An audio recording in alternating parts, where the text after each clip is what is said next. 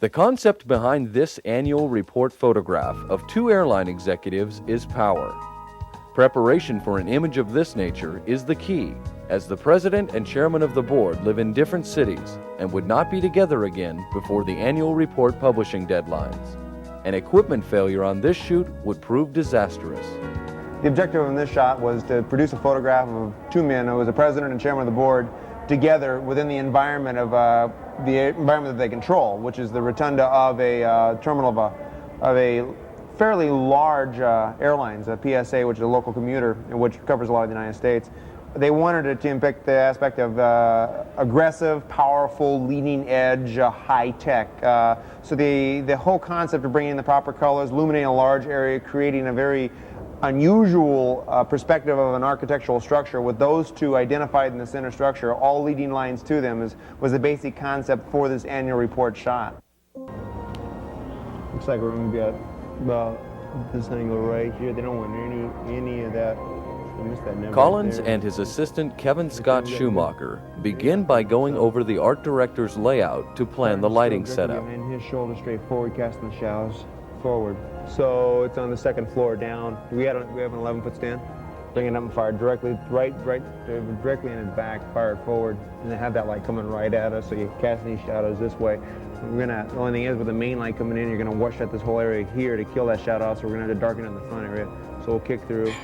And the main light right there, one strobe firing through a P42 right here, give us a soft enough quality wraparound. We got a lot of specularity to deal with too. This particular shot was kind of conceived by a cooperative effort, myself and the in-house people at PSA Airlines. They gave us about 2.5 days to be able to scout all of their airports to find a good angle. Kevin Scott and I flew up into this area, saw this new rotunda they just built, did a series of shots with a wide angle, trying to pick up these round symmetrical angles. And that day was a sunny day, a lot of backlighting coming through there, and we used sunlight to create this backlight effect and a little bit of strobe fill to show that if we work with a wide angle, they can get some of these converging lines and shadows to the camera angles to create this feeling. After we shot a whole series of angles, outdoors, indoors, we went back and we presented these shots to the people in-house, sat down, kind of a cooperative effort, and came up with the angle. They drew up the renderings. About 2 weeks later, we were up here shooting the final job and putting it together. Collins sets up his tripod for the low-angle photograph as the crew unpacks the many cases of equipment. A Cinar P2 4x5 camera is mounted on the tripod with a 90mm Schneider DB lens. Utilizing a wide-angle lens and a bag bellows, the unnecessary extension rail is removed by Collins. With the camera position established, Kevin begins the lighting setup by unfolding a Lightform P42 frame and attaching it to two stands with EC1 clamps. Two layers of translucent ripstop nylon are added to create the main diffusion panel. Dean Collins talks about the use of a scrim to light the executives. The main light was a P42 panel. Strobe was fired, backed up, fired to evenly illuminate it to create the softest light we could, but it was backed up, so there's a lot of specularity. Two things we had to be careful of. Specularity, a lot of the shine off the polished stainless steel on the escalators. We had to do a lot of go-boing to protect that. And also we had to stop a lot of the foreground from being washed out, so when we finally did backlight it, it had shadow form, because they wanted to have those shadows, those warm shadows coming at us. So we had to really calm down the brightness on the foreground from the main light, so the background shadows would, that background strobe would cast shadows. The body separation was not going to be done from the main light because they had dark suits on and it was a kind of a matte surface. So the secondary strobe behind casting through was going to separate out the body from the background. The main panel is moved into position for the photograph, as Collins makes sure the support stands are clearly outside of his camera angle of view. All extension cords are duct taped down for safety in the heavily trafficked areas.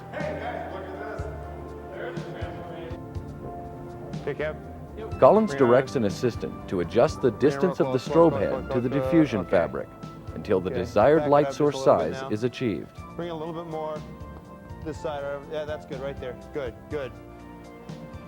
With the stand-ins now in place, Kevin takes an incident reading with a Minolta 4 meter to determine the proper exposure and ensure even illumination in the subject area. Collins sets the 4x5 and makes the first test exposure of the stand-ins at a 60th at f16. Good. Excellent. Okay, you're gonna have to get those plates off there.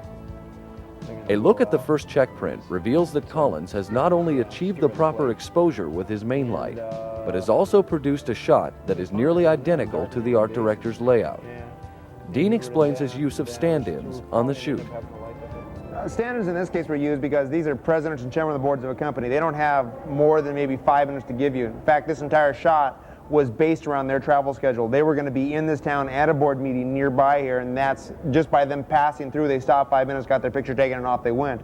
So our job was to get up here an hour and a half, 3-4 hours ahead of time, get everything set into place. The stand-ins had to have the same density clothes. That's done by researching what these men are going to wear this day. Make sure the clothes are the same, make sure the height is the same, the structure is the same, and by placing them in there, guaranteed that all the lighting was done to where when these people showed up, bing, they sat there, bam, bam, bam, 6, 7, 8 shots, and they're on their way, and they are happy as clams. So investigation of the proper standards are important.